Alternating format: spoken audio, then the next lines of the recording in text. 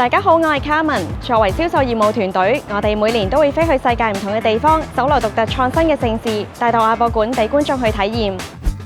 香港作為世界運輸嘅中心，可以話係連接世界各地嘅核心地區之一。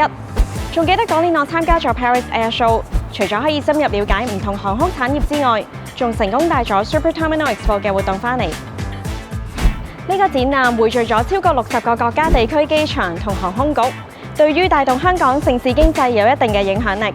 展覽範圍包括最先進、最 hot 嘅 topic， 例如低空經濟、無人機、空中交通等等，仲有多個高峰論壇，為業界提供咗大量嘅商業機會。